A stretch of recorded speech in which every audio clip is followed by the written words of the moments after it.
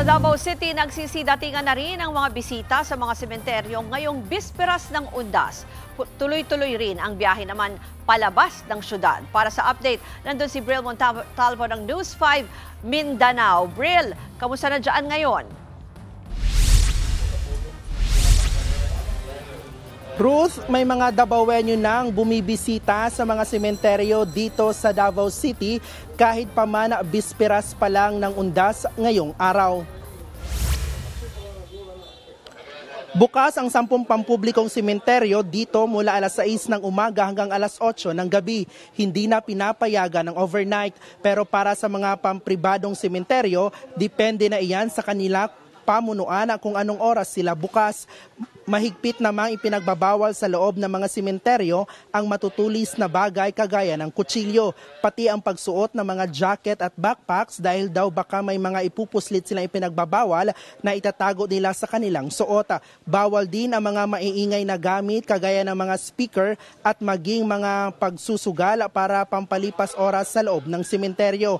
May mga naka-standby namang mga medical team sa bawat sementeryo ng lungsod. Samantalang Ruth, patuloy ang pagdagsa ngayong araw ng mga pasahero sa Davao City Overland Transport Terminal o DICOT para makauwi sa kani-kanilang probinsya ngayong Undas. Sa entrance pa lang ng terminal, mahigpit nang ini-inspeksyon ang mga dalang gamit ng mga pasahero na idinadaan sa baggage x-ray machine.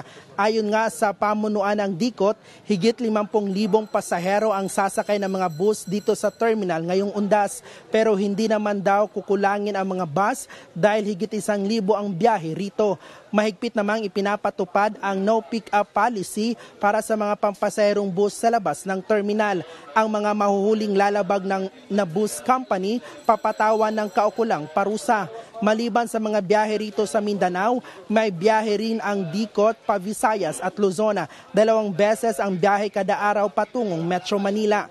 Bawal ang matutulis na bagay sa terminal, pero pwede ang alagang hayop gaya ng aso't pusa basta't may ipapakitang vaccine card.